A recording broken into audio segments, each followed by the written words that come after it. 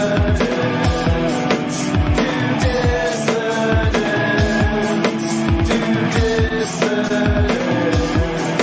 here's Russell and Keith. Here's Russell and Keith. It's Russ and Keith. Here's Russ and Keith. Let's go. Do not come. Do not come. I'm gonna come.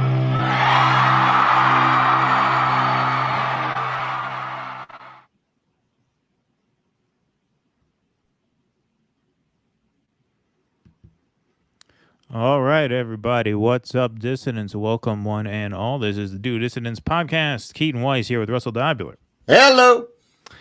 We hope everybody's having a really good evening today. This evening, I should say. I knew this was going to happen. I knew that if we scheduled a stream, and we didn't have to schedule, this is our default time, 7 p.m., that the Giants playoff game would be really close going into the fourth quarter right as we started.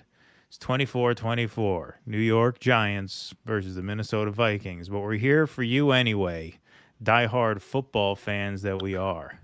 Russell, did you know the Vikings were from Minnesota? Yeah, I did know that. Oh, you did? Okay. See, so like I said, diehard football fans that we are. Missing the fourth quarter of a very close playoff game for you. I'm not a diehard fan, but I grew up in that kind of neighborhood. I know. I'm saying it to guilt the audience. I'm saying it to let the audience know how much we're sacrificing to be here. No, I was distracted by both parties are traitors here. We do live stream on Facebook, don't we? We're on Facebook and we're on Twitter. Yeah, can we? We are live streaming. We're able to live stream. We're live on Twitter now too. Yeah. Elon Indeed. lets you do that without paying the what is it? What does he want? $8? Yeah, no, we could still do that. We could still live stream to Twitter. And we are. But yeah, absolutely. Share it. I mean, you guys sharing it helps us out, also. So absolutely. Yeah. Hit that like button, hit that subscribe button.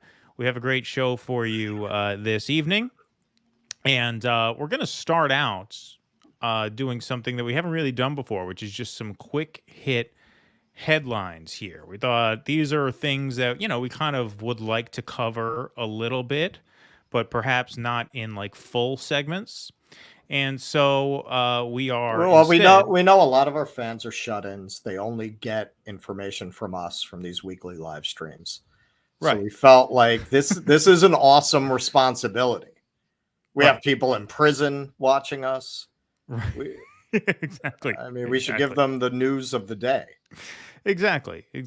So we're just going to run down just some quick hit headlines here before we get into our first segment here. I want to just lead off with this one. I'm going to go a little bit out of order because this one does require a little bit of audio. So I do want to show this from Business Insider. Video shows George Santos calling himself Anthony DeVolder at a 2019 event, raising questions about his name. I'm starting to really like this guy. I love this guy. I think this guy is great. I find shamelessness a very funny quality in a person.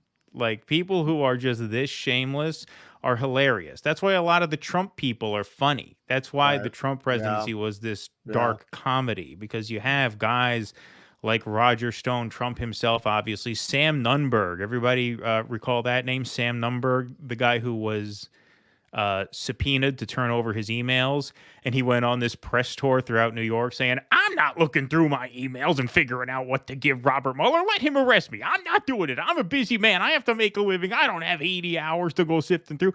Guys like that are just funny. And turns out maybe George Santos is not even George Santos. Santos introduced himself as Anthony in a recently serviced video from 2019. So let's just play this here. Yeah, we're the haters. Oh, you gotta be here. So my name is Anthony DeVolder. I'm a New York City resident. I recently founded a group called United for Trump. So if you guys want to follow, that would be awesome. My question's directed for both Blair and Brandon. Well, so there Brandon's he is. An That's idol apparently to all of us. him. Thank you. You're welcome. But Blair, I have a question. How do you introduce think himself that as Anthony DeVolder? Or we don't have to watch the whole thing. But he's going to, obviously, an anti-woke LGBTQ event as Anthony DeVolder. So, yeah, I mean, I can't help but love George Santos. I think it's just really funny, and I think it's really hilarious that the guy continues to just double down. I'm not resigning. The hell with it. And look, I mean, credentials are bullshit anyway, right? Politics is all about faking it till you make it. He just took that to perhaps a new level, but God bless him. He's a winner. He won. He won. He tricked the people into voting for him. That's what all politicians do, right? Isn't that politics? Bullshitting people into voting for you, promising you're going to do things that you're not actually going to do when you get there. Well, right? Or is that's that the deal that if you're running for office, that's about lying about the future. You're not supposed to lie about the past, right? You lie about what you're going to do, not what you have done. All right, so he turned that on its head. So what? Well, I mean, the guy we've got in the Oval Office is one of the most infamously shameless, degenerate liars in the history of the Republic. This is a guy who lied repeatedly, even after admitting he had lied about it, about being an activist in the civil rights movement. He got busted, admitted he lied about it, and then lied about it again. Lied more, right? He lied about graduating in the top of his class, of being valedictorian. He was actually Biden graduated towards the bottom of his class. He lied about being arrested to go see Nelson Mandela. That's what's funny about all the monocle dropping around a guy like George Santos. You literally have a president who has lied, perhaps not quite as brazenly as this, but more egregiously than this. And if you're a fan of Mr. Santos's work, you'll really appreciate a story I read the other day. It was kind of a tongue-in-cheek story where there's this Italian restaurant in Great Neck, not far from where I grew up, where he was a big fan. Like, his campaign spent over $50,000 at this Italian restaurant. But the reason they went, and the tongue-in-cheek element, was all of his receipts when he would go there to eat were exactly $199.99, because $200 is the limit where you have to produce receipts to the FCC. So, or the FEC. Right. So they went there as a joke to see if they could hit exactly $199.99 with what they ordered. But yes, no, he just repeatedly, like, that is shameless. Like, I'm just going to keep telling them to make the bill $199.99. Yeah, exactly. All right. So while we're on the topic of Joe Biden, Russell, you thought we should cover this headline here. So why don't you give that its due? All right. So Biden, who certainly has been being treated very differently by the press in regards to this, this Saturday, they found yet more classified documents I believe this was at his residence again. They found documents at his residence, and they found them at an office that he uses in DC. They found one box of documents which the memesters are having a hoot with next to his Corvette in the garage of his home in Delaware.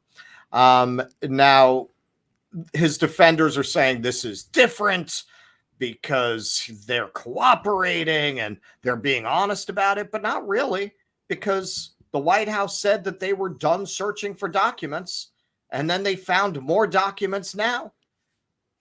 They tried to suppress the story when it first was coming out a week before the midterms.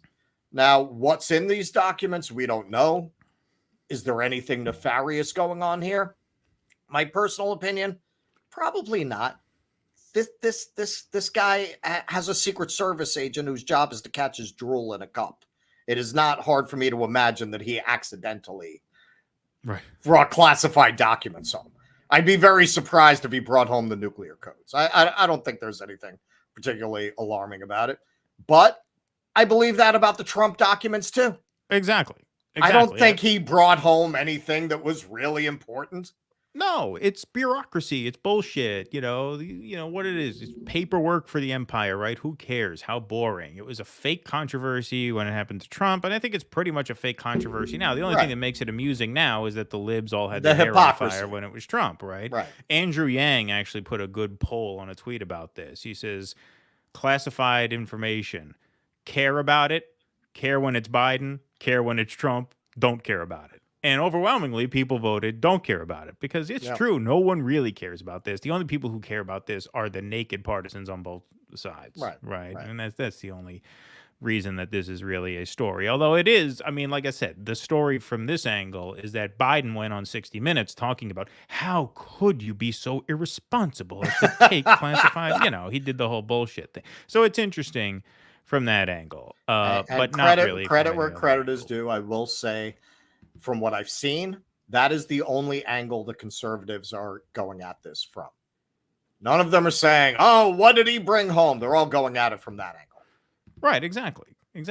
Because who believes he brought home anything of importance? And even if he did, who cares? I mean, look, in all seriousness, they were packed in a box in his garage, right? I mean, it's very unlikely anyone would find it even there. All right, let's talk some weather, shall we? Heavy rain hitting Southern California again, expected to last through Monday. Yeah, really, really bizarre weather out in Southern California. They're getting a little bit of that Seattle weather down there. My uncle lives in Southern California. You saw celebrities posting to Instagram, the rain and everything. And, look, I mean, this is intense rain. There have been at least 19 dead from the floods. There's, like I said, more storms into tomorrow. And this comes after a drought. And apparently they are still in a drought because most of the rain didn't fall in the Colorado River Basin, and the infrastructure isn't there to catch rainwater. And the ground is so dry that it's not going to help the drought as much as they thought it was. So all kinds of problems out in Southern California. One of the things you think about when you think, when it's cold here in New York or it's rainy here in New York, you think, oh, to live in LA. My uncle lives in Long Beach, a block from the ocean. The weather is delightful. But that's really more TV than reality nowadays, it seems. As a New Yorker, or in general, not even as a New Yorker, as somebody who lives in the Northeast, you're living in a kind of Goldilocks zone where you never feel like the planet does not want humans here. The climate is not suitable for human habitation. But there are many parts of the country where the earth is trying to kill you. The most obvious are places in the deep south that are essentially swampland, that are constantly getting hit by tornadoes and hurricanes and flooding. That land does not want large populations there. But this is also true of the West. It's a desert. It's a desert. Yeah. It is not for millions of people. We are living in a European climate. That is kind of a perfect Goldilocks zone for human habitation. Yes, you have your winters, but they're not brutal. They're not unsurvivable, and they're not incredibly long. They're not like Midwestern winters. It's not like northern latitude kind of winters. It's a perfect zone for human habitation. The idea for somebody from this part of the country of living in a place where nature is trying to kill you, it's a strange concept for people from here.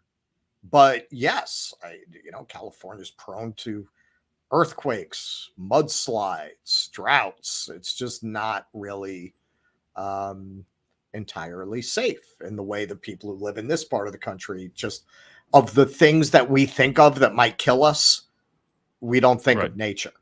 Right. That never crossed, maybe up in Buffalo, but not over here. And even them, that's like a freak thing. It's not a frequent occurrence. They don't, wildfires. These are things that are just completely unknown where we live.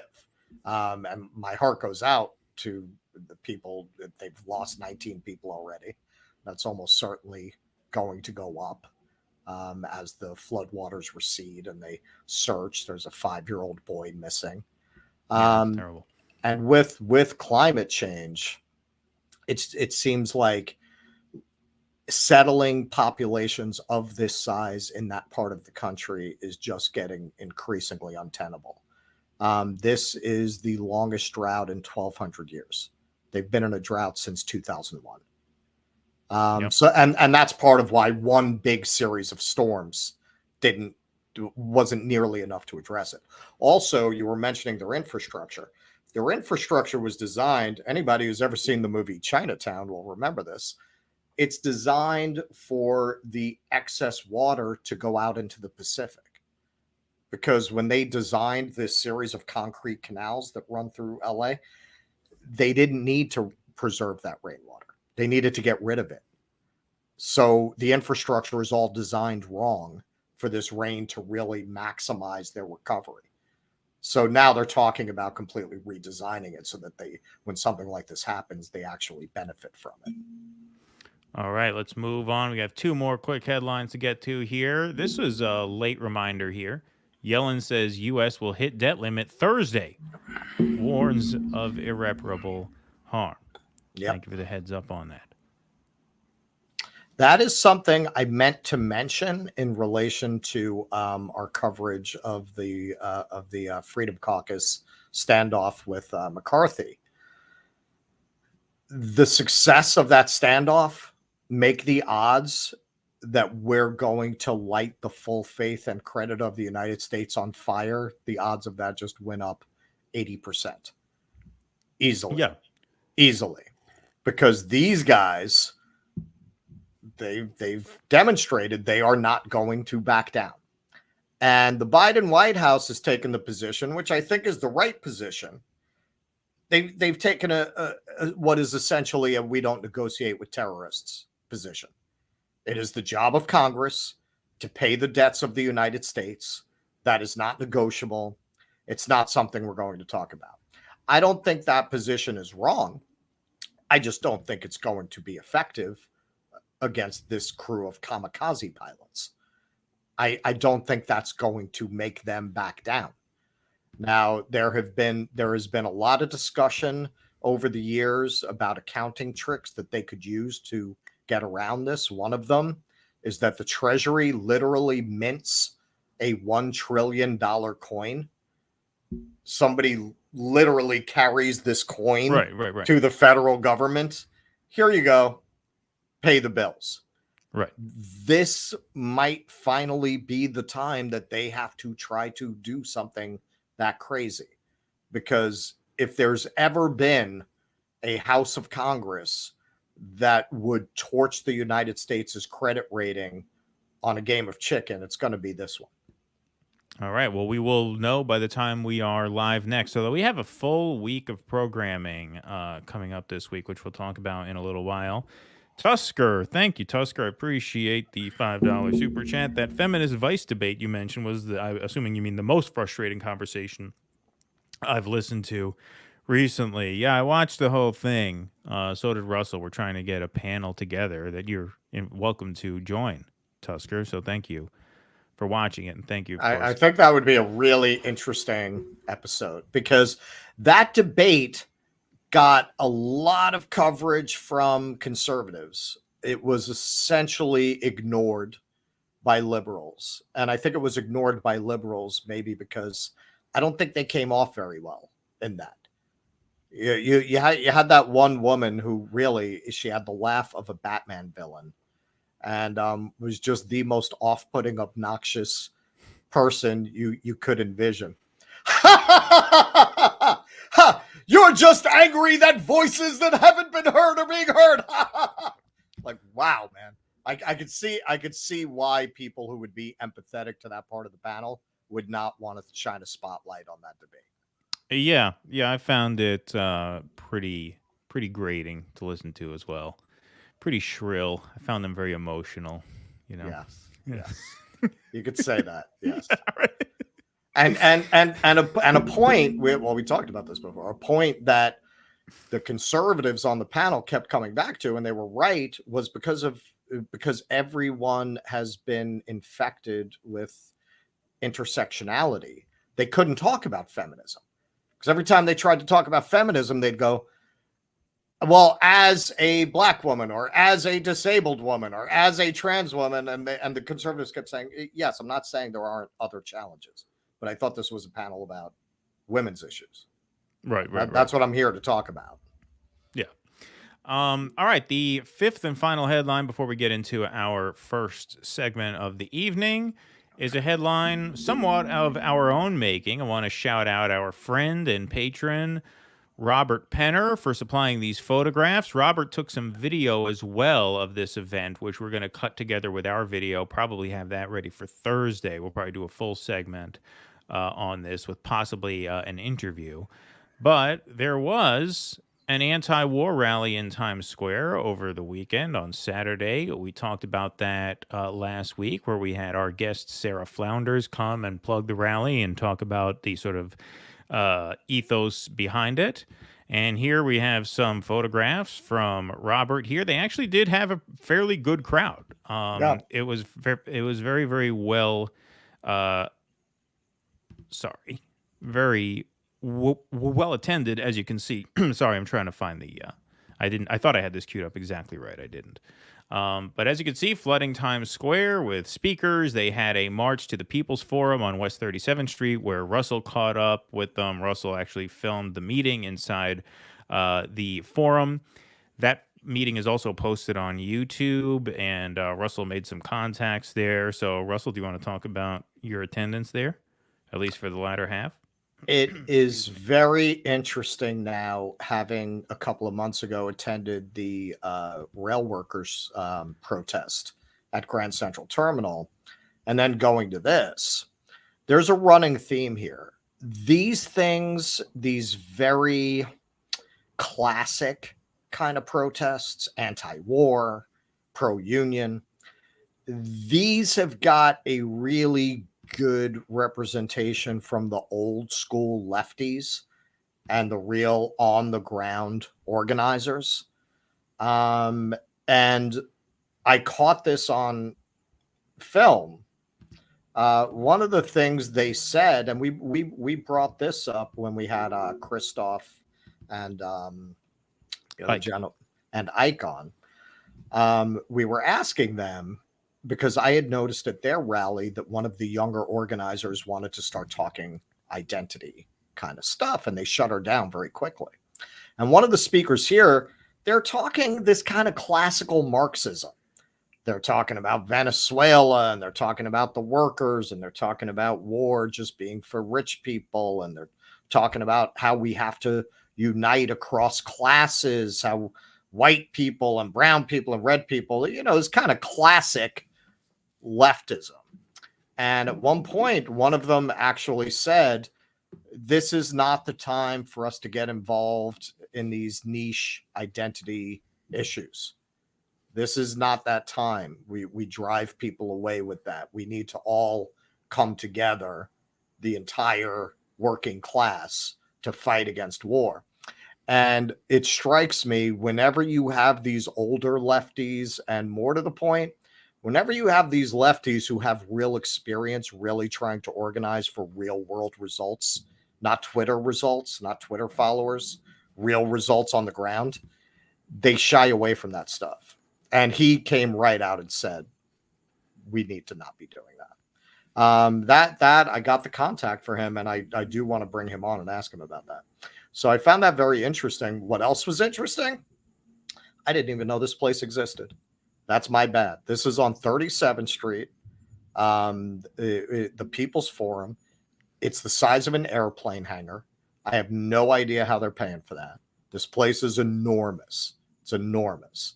They have a second floor. I can tell you, knowing New York commercial real estate as well as I do, unless they're getting a break on it, that's like a $20,000 space.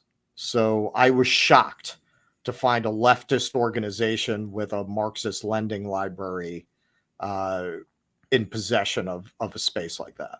Yeah, now, especially right in Midtown. Right in Midtown, right in the garment district.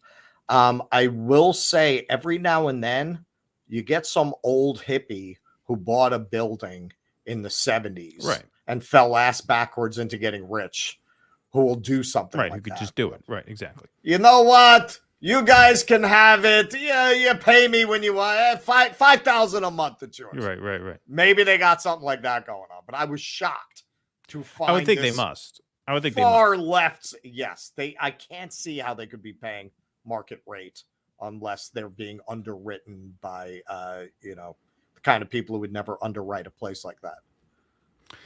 All righty, so let's get started with our first segment of the evening, shall we? We shall.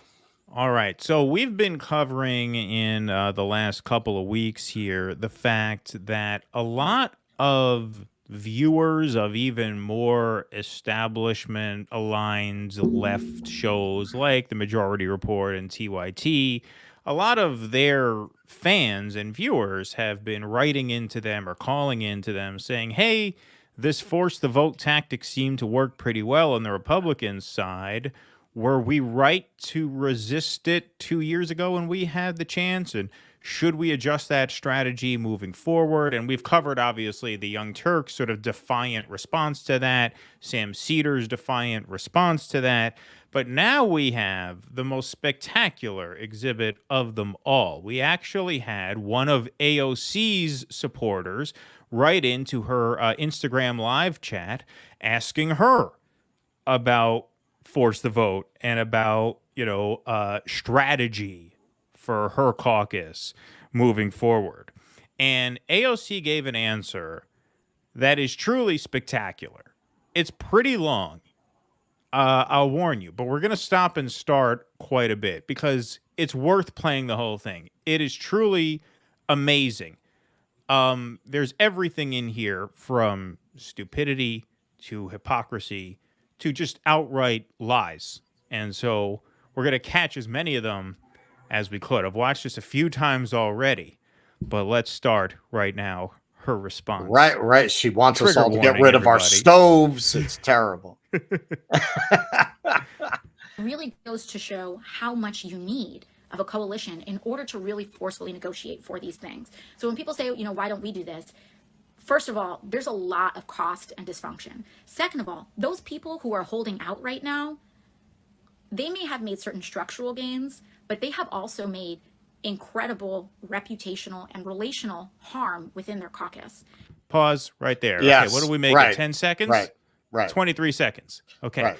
You're the one who she's said... giving away the game. Well, she's Go giving away the ahead. game. Go ahead. Because you were the one who said, first of all, when you ran for office, that Congress people shouldn't be afraid to be one-term Congress people. So even if you are causing great reputational harm, you were supposed to not be afraid of that. You were elected to say, if I'm only here for 2 years, so be it. I'm going to give it everything I got for what time I'm here. If that time is my whole life, great. If it's 2 years, that's okay too. That's number one. Number two, yes, you are giving yourself away as a careerist stooge, saying you are more concerned about causing reputational and relational harm than you are about delivering on the promise of political revolution on which you ran. You just outright said it there. You just outright admitted it right there. Russell, go ahead. She got her mind right. She got her mind right. You can see right here, they broke her. I don't believe that she went in planning to be this their creature, but she just didn't have the stones to stand up to that pressure. She didn't. And now very few people are capable of living with the idea that they were fraud. So they will rationalize their behavior. So AOC is not walking around thinking I'm a fraud. She got her mind right. Now she not only has conformed to the Washington ethos, she's convinced herself that that's the right way to think. Right, exactly. All right, let's keep going. And so if you are trying to get something done within your caucus moving forward, you still need members of your caucus. And that at the core is an element of electoral politics that is simply inescapable. Even when you look at someone like Bernie Sanders' tenure in the House, where he was the amendment king, you needed your party to pass your amendments. And so, you have this faction that is in a lot of trouble moving forward, including despite having made certain structural gains. So, okay, no, they're not. What trouble are they in? They're not in any trouble at all, which we will demonstrate in a moment because there's a better time to make that point. They might not be getting as much accomplished as you jackoffs are accomplishing. Right. Well, Is that what you're saying? They're not in any trouble at all. a lot of people, this was like very bloody.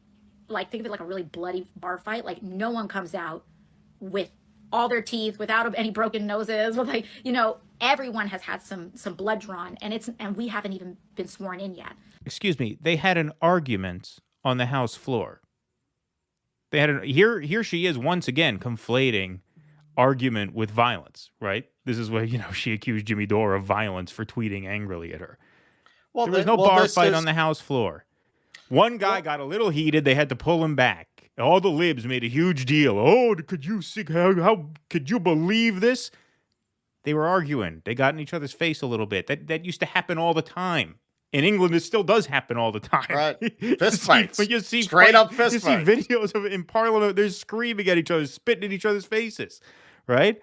There's not violence. There's no blood drawn. Well, so where is she coming from? Anybody who's been really close to Congress, who's willing to be honest about it, has made the observation that it's like high school. To her, this is really problematic what they did, because it created a lot of ripples in the halls of the high school. Did you hear what he said to him? Right. She's in that world where this is significant.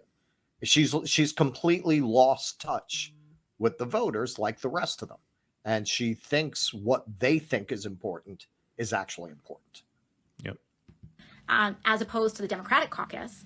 Now, the strength here, when you are in a minority, the play here is to be united as much as possible. Because if you don't have people who break, then you can pick off the other side with just a matter of a handful of people. So as long as Democrats don't... Okay. Everybody understands what she just said there? If you are united, then you can pick off votes from the other side with just a handful of people. What she means is that because there are 212 Democrats in the House now, if they remain united, they can pass bills through the House with only 6 Republicans switching over. That's what she's saying. Now, first of all, Which happens all the time. That is not applicable to a Speaker of the House vote, because there's no way you're getting 6 Republicans to vote for Hakeem Jeffries for the Speaker of the House. Second, or for much else. Well, here's the thing. There is a practice in Congress. It's called the Hastert Rule. Denny Hastert, former Speaker in the House, was credited for sort of inventing this. It actually goes back to the Gingrich era in the 90s. No matter what the sentiment is on the House floor, the Speaker, and the Speaker alone, calls a vote to the floor of the House. Okay? And what the Hastert Rule says, and this is the rule that most speakers since the 90s have sort of played by, even though it's not, it's not a formal rule, but it makes good political sense for people to follow it, and so they do. What they say is that, okay, if we are the majority party, if I am the Republican Speaker, I will not bring a bill to the floor of the House for a vote unless it has majority support within my party. So the Hastert Rule is a bill has to have majority support within the majority party. They do this exactly for the purpose of preventing the thing that she is saying here, which is, okay, if it's a closely divided House, only 212 Democrats, a Republican Speaker doesn't want 6 defectors within the GOP to join the Democrats and pass a bill through the House that he and most of his party don't want.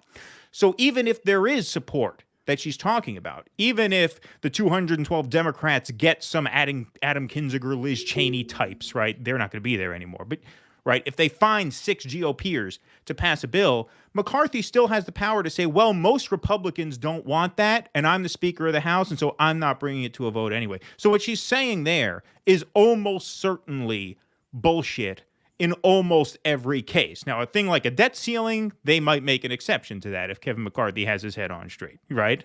But in 99% of cases, you are not going to be able to do what she's saying you'll be able to do, which is, 212 Democrats are united on Bill X. We get 6 GOPers to vote for Bill X. We pass Bill X, despite there being a Republican majority in the House. Doesn't work that way because the Speaker holds the key to the House floor. The Speaker doesn't bring the bill to a vote. It doesn't get voted on. Well, look, she's a fast learner, and she's already learned how to do the Democratic Party shell game by telling you that, yes, well, as long as we do it this way, we'll be able to make your priorities get passed. And then if there should ever come a day when that's put to the test, oh, well, there's a parliamentarian, or, it's Joe Manchin. She learned that game. The Hastert Rule. The Hastert Rule. She learned that. She learned this game so fast because most people wouldn't know that. And she knows most people wouldn't know that.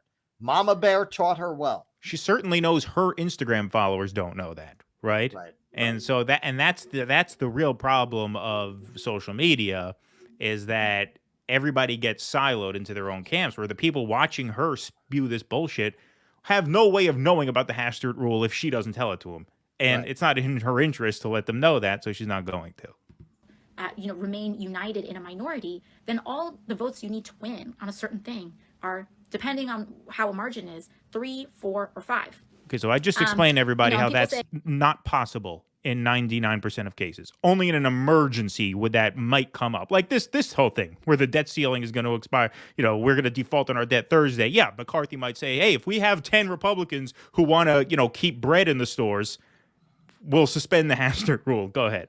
99% of cases, that's not going to happen. Lauren Boebert has more spine than you. Lauren Boebert won her race by 500 votes.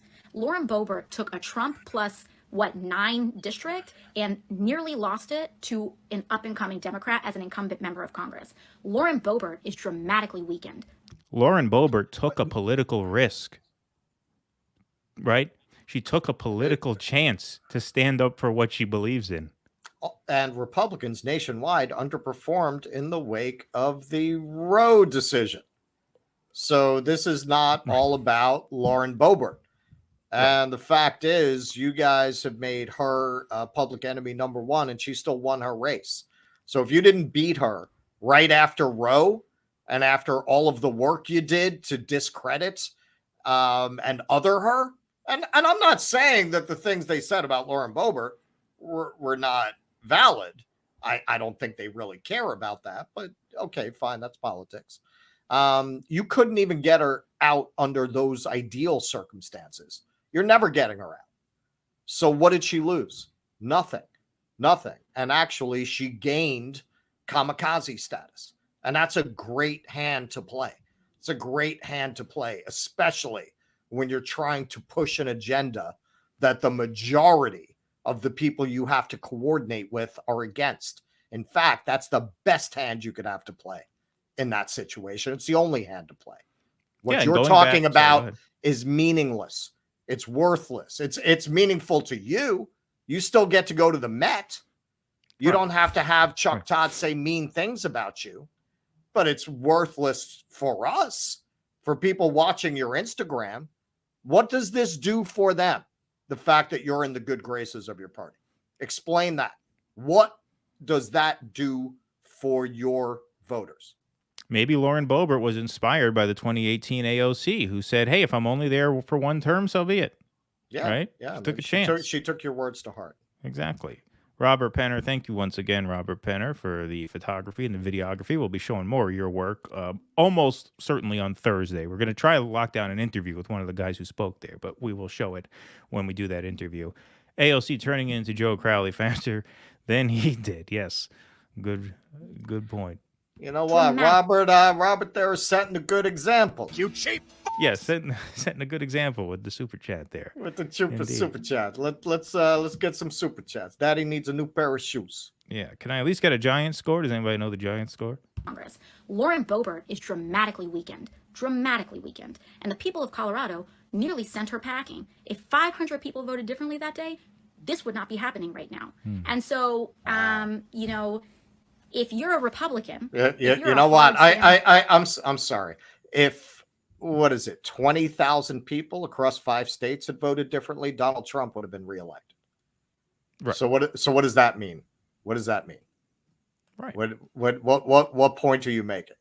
The Democrats almost always lose. If all the time 3,000 in all people across Queens and the Bronx had voted differently, Joe Crowley would still be in Congress. Right. So what point are you making? Yeah. Well, no, what she's saying is that Lauren Boebert, by being this divisive, almost got voted out. Republican, she almost cost you your majority. And if it, frankly, wasn't for the New York State Democratic Party and the New York State Democratic Party's leadership and the incompetence there, we would be having that gavel right now. If between them and Lauren Boebert, we would be having a Democratic majority at this moment. All right, listen, I'm going to paraphrase from her initial campaign announcement video in 2018 as a grassroots candidate. I believe this is exactly right. Russell, you might know better than me since you actually campaigned for her in person. I think she said something to the effect of, we have to stop pretending that all Democrats are equal, right? That there's not a difference between good Democrats and bad Democrats. What got you elected was the idea that a majority is meaningless if the majority doesn't do anything, right? Right. Oh, Right. they almost, we would have had the majority. You are supposed to put these ideas before the party, right? Not because you don't want the party to win. Obviously, the party has to have a majority in theory in order for you to implement those ideas. But if the ideas don't take priority over the majority or minority status of the party, then you're not getting any of these outcomes anyway. Right. That's the whole reason you're there. That's why Matt Gaetz said to the press, hey, if there is some magical scenario in which Hakeem Jeffries ends up as speaker, I don't care. That's what you're supposed to say. Oh, if this costs the Democrats their majority status, I don't care. Because if they're not using their majority status to pursue certain outcomes, then what good is it? That's supposed to be your point of view. That's why we were all excited for you 4 years ago. Right. You remember how all the shit libs had the knives out for her, Bernie Part 2, only it was a lot of cognitive dissonance for them because she's brown and she's a woman. So it was a lot harder for them to go after her. But they did. They found their way clear to it. When was the last time one of your shit lib people went after AOC? Right. When was the last time you saw the media go after AOC? That tells you everything you need to know about where she stands now. Exactly. Now she bowed her head, and she's gonna have to give a few more Pelosi rim jobs before she's really in the good graces of the party. You know, they don't forget things like that. You know, protesting in her office. It's gonna take a while, but eventually she'll be a member in good standing and, you know, in line for the leadership and all of that shit. And she'll be just as useless as the old guard was. All right. Cyrus showing you guys up again. Did someone say super chat? Thank you, Cyrus. PMC Cyrus. You should put a PM in front of Cyrus. PM Cyrus. Get it? That would be good. But thank you, sir, for that donation. That is very, very kind of you. Let's keep going. So, you know, this idea that like they are somehow winning, let's just also take a step back and observe that none of these debates resulted in any policy substance. None. This is not a caucus that is organized. The Freedom Caucus is not organized around any core policy issue. Okay, so if you recall at the beginning, I'm sorry this is taking a while, folks, but that's why I said this is really one of the most extraordinary clips we've ever played in the years we've been doing this show. That is an outright lie. That is a complete and total lie. Their top two demands were floor votes on term limits, that's a policy goal, and border security, that's another policy goal. Even this debt ceiling insanity, as much as we don't like it, it is a policy goal. You can't just say to your thousands of followers that there was no policy substance undergirding any of that fight. Of course there was. Right. That is just an outright lie. Well, especially no other way to say that. She earlier in the video said that they had to concede they got certain structural changes. So wasn't that part of their ideological agenda? And also, even if you don't agree with their agenda, it doesn't mean that they don't have one. Right. We in our headlines, we're covering the debt ceiling. They are coming out of that wing of the party that is absolutely obsessed with bringing down the national debt and with cutting government services to do it. And there is an excellent chance that they will hold the entire country hostage before voting to raise the debt ceiling. That's an agenda. That's an ideology. Right. You don't have to like it. Not liking it doesn't mean they don't have one. Right. Exactly. All right. Tusker with the $2. You know how they won. AOC made this video. Yes, good point. And thank you again, Tusker, for the donation. All right, let's keep going. We're almost halfway through. Progressives, we organize around Medicare for All. We organize around the New Deal. Like concessions that even if it's not all the whole farm all at once, but the building blocks to get us there, that's what we fight for and fight towards. Nobody knows about her time in a Parisian mime school. That was a good pause. Look at that. That Good was screenshot. No, that was. I used to see her out on Union Square doing the box with the white face and everything. Exactly. She's very. She's still got that expressive mime quality. See, the concessions we've extracted are building blocks towards these long-term goals that are never going to be met within the next 20 years if they are met in our lifetimes at all. But we're working behind the scenes to build blocks towards them. That's why what we're doing is actually more substantive than what Lauren Boebert and Matt Gaetz just pulled off. Even though they actually won major victories for their caucus in a very short period of time, that's worse than building blocks towards Medicare for All, Green New Deal. What you really want to do is build blocks. You really want this. You want this. Don't worry. We're working towards that championship season. I've been lobbying, at the rallies. They all have the fist in the air. I tell them it's not about the fist in the air. The new thing should be this. Everybody should stand in the. Everybody should stand. We're building the blocks. Square with building blocks. Yeah, exactly. These folks, they're negotiating around committee assignments for themselves. Again, nonsense. Which you don't Not all have. of them are bad, Which you don't have. But you don't have not any all of them are good. chairmanships. Right. You know what are they? They're on the which committee are they on? The finance committee, but they don't have chairmanships on the finance committee. Well, this is just more nonsense. It's just more absolute nonsense, saying that they only wanted some committee appointments for themselves, which they got. But as we just mentioned, they wanted much more than that, and they got much more than that. Let's remind our new folks. Still have it. I still have it. This is from when I was out there volunteering for this waitress who was running in Astoria, who seemed like a good candidate to back. Yep, that was from 2018. Russell has that. So he's saved his receipts on it. And they're really organized around grievance. And so, grievance. I think right. So when it's something you disagree with, it's grievance, right?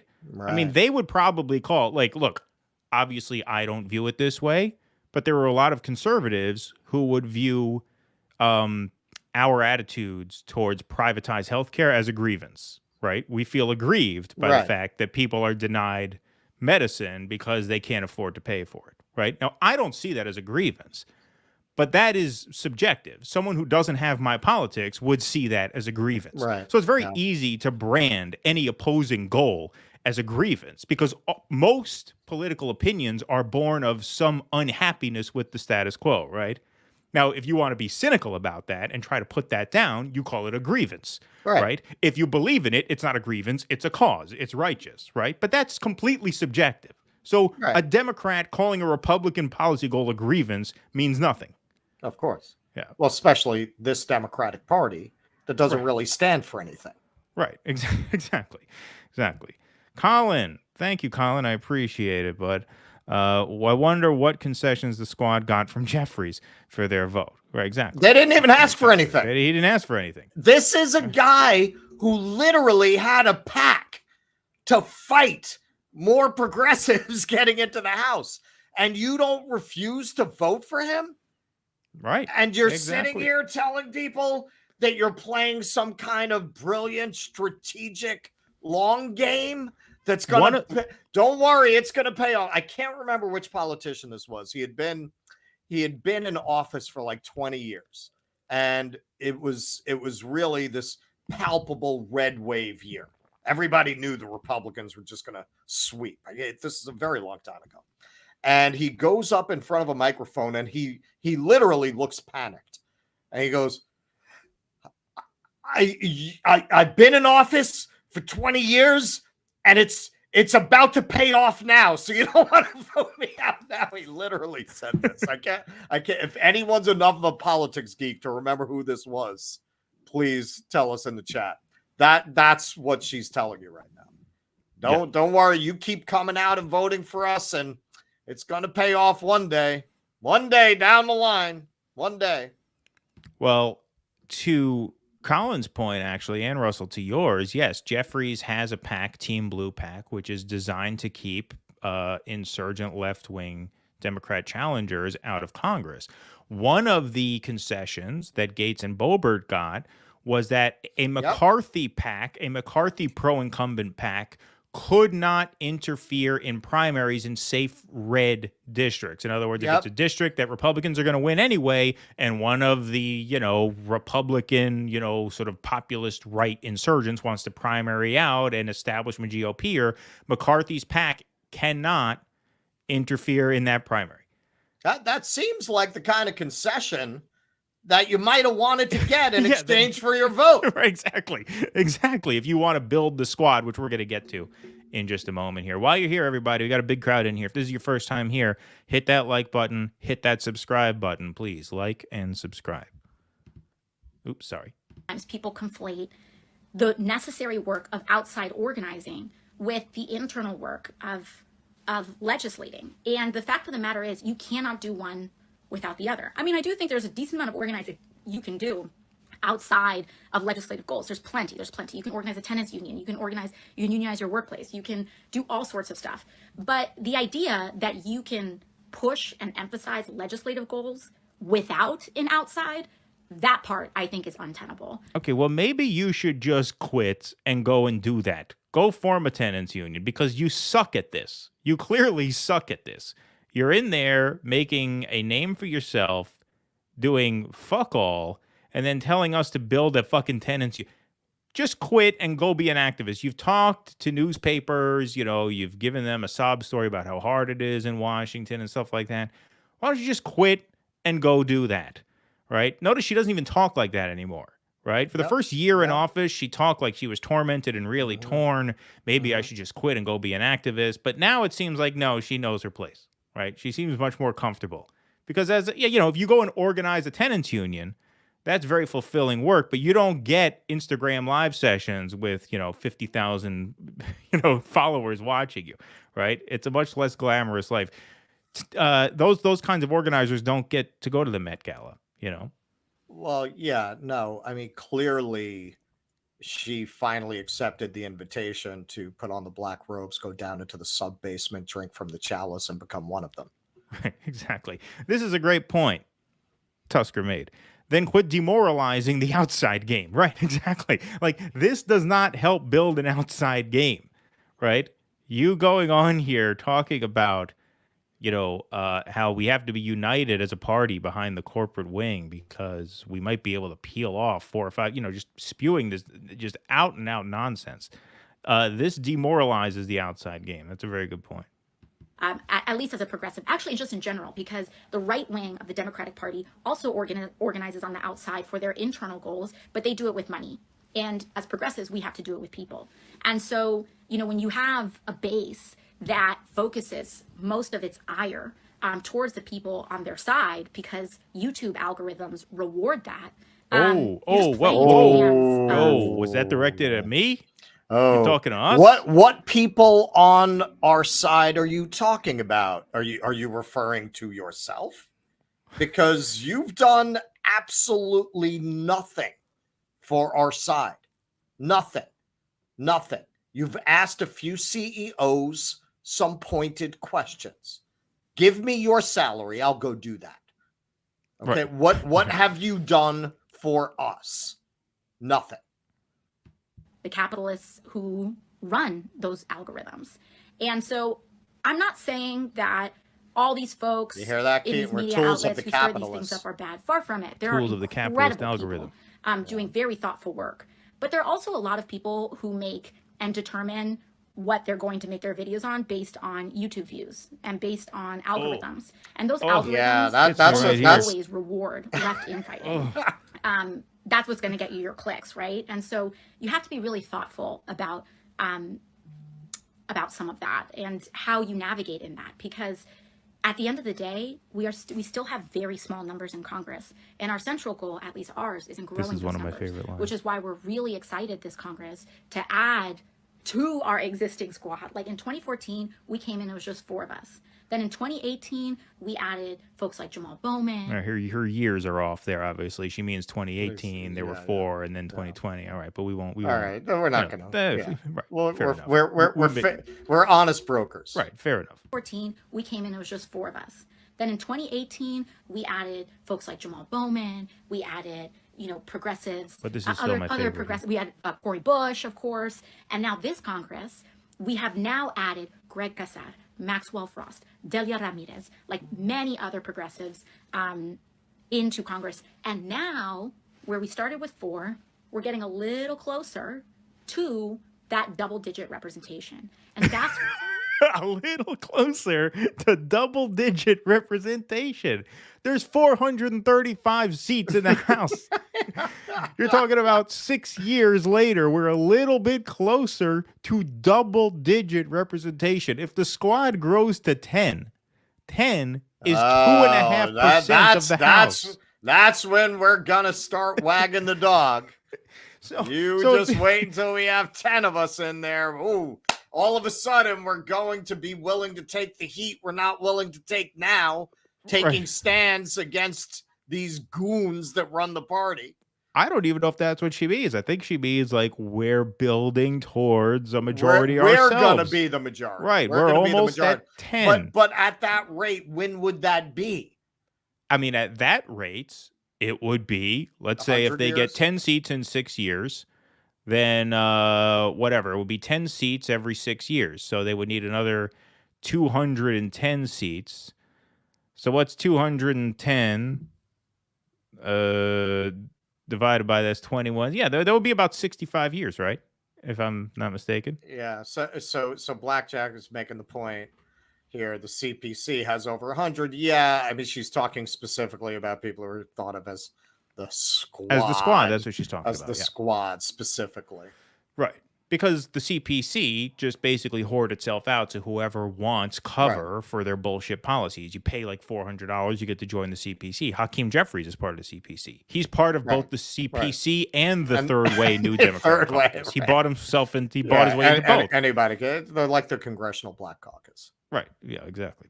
All right, let's keep going. When things start to get really interesting, should we win back the House in 24? But this is a team sport. And I think that's when things get to be really interesting if we win back the House, because then we'll have 10. You had plenty. You had more than you needed last time. That's all that matters. We'll be close to double digits. No. She means it's going to get interesting because they're going to be able to fill out their softball team. Yeah, right, exactly. Yeah. Exactly. When things start to get really interesting, should we win back the House in 24? But this is a team sport, and I think a lot of times people think elections are just about set it and forget it. I'm just going to pull my lever for someone and let them do the work. And if you're that kind of person, I'm not sitting here to knock that. But if you are a left or if you are a progressive organizer, what we need the most support in is support during game time, during legislating. And I can't tell you how common it is. Right, that's what you got during the forced to vote thing. Like, during forced to vote, a lot of the grassroots... our fault. It's our fault. They can't fail us. Right. We can only fail them. Right. Exactly. We didn't give them enough support. It's on you, man. Oh, God, that must be. I thought it was that I ate a bad piece of chicken, but that's guilt. I actually feel guilty in my chest as she's talking. I'm realizing I failed AOC. I didn't do enough for her. Right. I mean, look, forced to vote was not designed to attack the squad. Forced to vote was designed to support the squad. In other words, we came to the squad with a pitch. Hey, you withhold your vote from Nancy Pelosi for Speaker of the House. If you do that, we will have your back, which means when the media comes after you, when party leadership comes after you, this all played out exactly on the other side just a week back, right? When they come after you, we will have your back. We will say, no, they're doing our bidding, and we will defend you. We will use our YouTube channels with our algorithms that you hate so much to support you, to have your back. She only hates it when we're doing it. Right. Well, exactly. Because what? TYT? Look at their headlines. Did you see what this person said? Did you see what they said? Majority Report TYT, the people in that space do that oppositional headline more than anybody, except maybe the Vanguard. The Vanguard, pretty much, that's their channel. Right. But people who are really in that space, that's all they do. So she doesn't have an issue with that. She has, and I promise you, we've talked to union people more than you have. Okay, so, and those are I don't know if you've noticed the view counts on those, but that is not the way to fame and fortune, my dear. Right. Exactly. So the people that you like certainly build their channels around that. They just do it on your behalf. Well, sure, but like the point that I just want to drive home, and then we will let this end here, is that Force the Vote was designed as a way to unite some of the populist left factions with the squad. Jimmy Dore even said that himself. He says, I know I've given you guys a hard time. I will let bygones be bygones if you go to bat for us here. And then I will support you here. Right. And you will get That's incoming like politics. from the mainstream media, from leadership, just like these Republican holdouts got. But if you notice, Gates and Boebert and Chip Roy, they all had a lot of defenders online. Twitter had their back. It wasn't maybe a majority of the party had their back, but a very sort of devoted, tuned in, hardcore contingent of the Republican base had their back through it all. And that's part of the reason why they survived it, why they did not come out bloodied. They did not come out bloodied. The coalition did not come out fractured. That was one of the points that she made at the beginning. They did great reputational damage. They're weakened. No, they're not. No, they're not. And I'm going to prove that they're not in just a moment. They're stronger than they've ever been. Exactly. But we're going to prove that in just a moment, because the way she ends this is truly spectacular. For us to look to guidance, look to the grassroots for guidance. And sometimes you don't hear anything until after something bad happens. And so a lot of what we're doing right now is building our infrastructure, not just internally. Again, Force the Vote was about the grassroots giving you guys guidance. We were telling you, hey, this is what we'd like you to do for us. Do it, and we'll have your back. It wasn't designed as this hostile thing. It only became hostile because you made up a bullshit story about how you couldn't do it, much like you're making up a bullshit story about about why you were right not to do it and why you won't do it again. But also starting to invest and work with our outside partners in building up more of that infrastructure, that organizing infrastructure externally. And the fact of the matter is that the left in the United States has been persecuted at different points in history for a very long period of time, and as a result was really winnowed. Okay, the left has been persecuted. Not people like you. That's the left. I think you're mistaking yourself for people that you have nothing to do with at this point.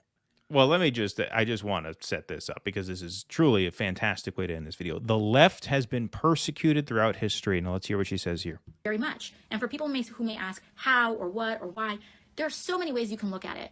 If you look at federal government activity from the civil rights movement or from other types of activist movements throughout American history, they have been surveilled, jailed, et cetera, for a very long period of time. And so, I just think that we are at a point of increasing and ascending organizing awareness in the United States. But we have more to go. And the more we talk with each other, the more we organize, the more that we can do. All right. Yeah. She talks about the FBI and the federal government surveilling and infiltrating left-wing movements like the civil rights movements and other activist movements since. All right. She's been tweeting out those Twitter files, right? She's been all over that. It's not even that. It's not even that. This goes to refuting her first point, which is that the Republican Party just voted as a bloc unanimously to form a new church committee to investigate the weaponization of the federal government.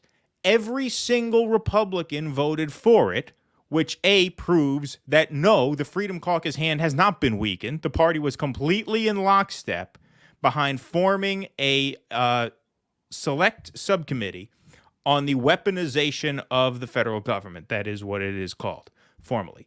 Every single Democrat, including AOC, who just lamented the abuse of the federal government against the left, voted against forming that. Yeah. So it is just outrageous to end that monologue citing the abuse of the federal government against the left when she and everyone in her party just voted against a committee to investigate the weaponization of the federal government. And every Republican, despite her claim at the beginning that the Freedom Caucus hand was so weakened and that they're fractured, they voted in lockstep for it. Stunningly disingenuous. I have said it before. I will say it again. The weirdest development to come out of the Trump years, and I know that is a very competitive category, was the en masse move of liberals and a certain number of people who would be considered on the left into defending the intelligence agencies and supporting the intelligence agencies and treating them as righteous defenders of democracy, in spite of the history that she's talking about here. I mean, that is something that left liberals, we all had in common, deep suspicion of the CIA and the FBI. And the idea that it would be the Republicans who would create the new church committee, nobody could have predicted it.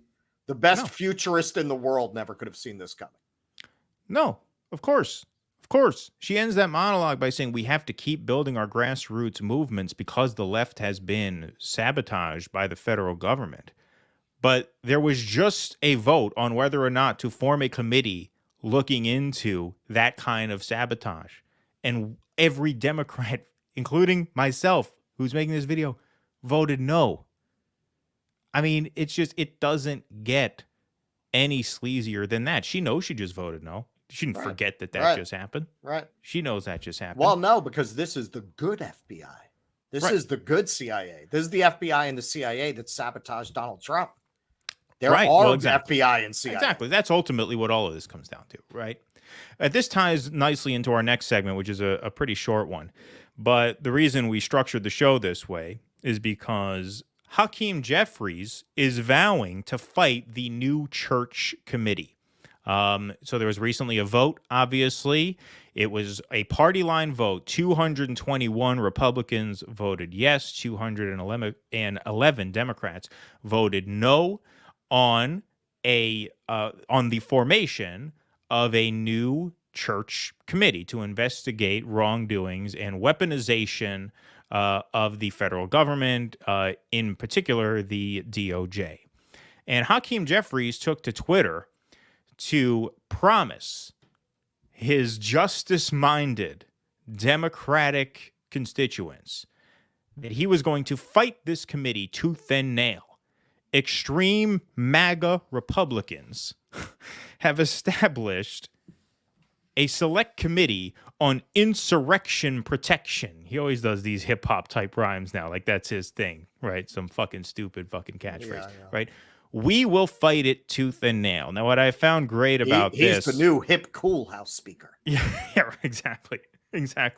What I found great about this is that this was actually fact-checked by Twitter, because this was such an egregious way to smear this new select subcommittee on the weaponization of the federal government. As you can see, the little fact check box there says what he's calling insurrection protection is actually a subcommittee on government weaponization.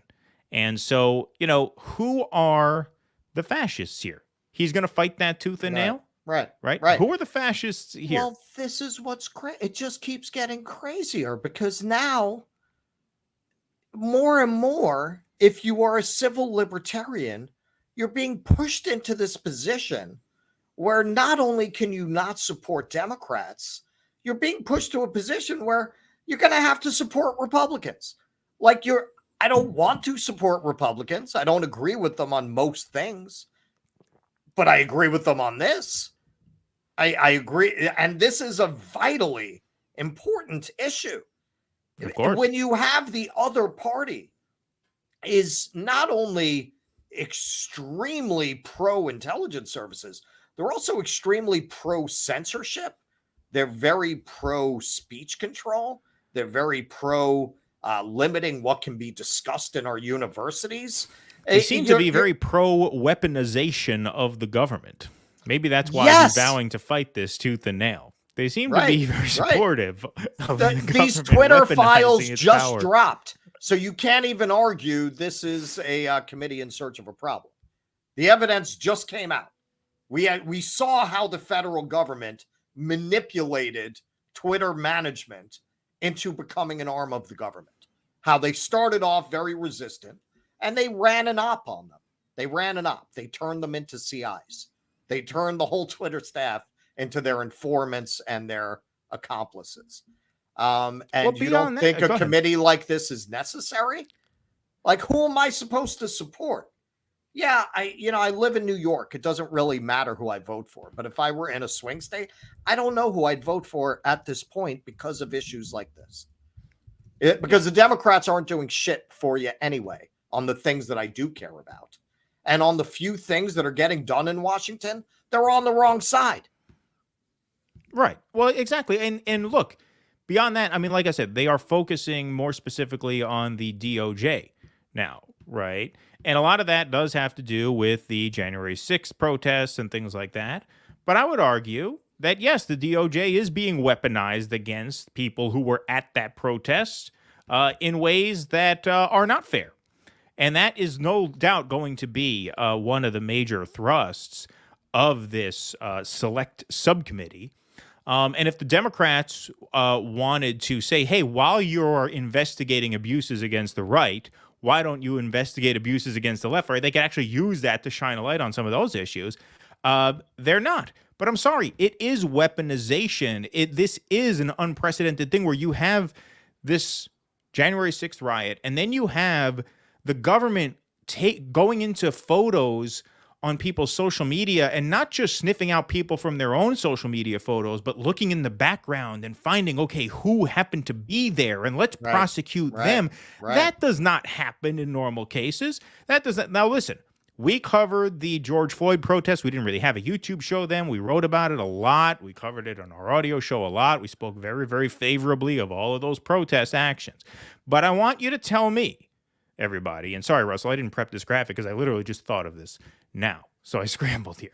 All right. But I want everybody to tell me, okay, did the Department of Justice, Trump's Department of Justice, examine photos like this one and say, okay, who's this guy standing on this K-rail here, on this guardrail here? Who is that person? Can we zoom in on him? Can we find out any more information on him? Can we find out where he lives? We'd like to arrest him because he was here when they burnt down a fast food restaurant, and we'd like to put him in jail.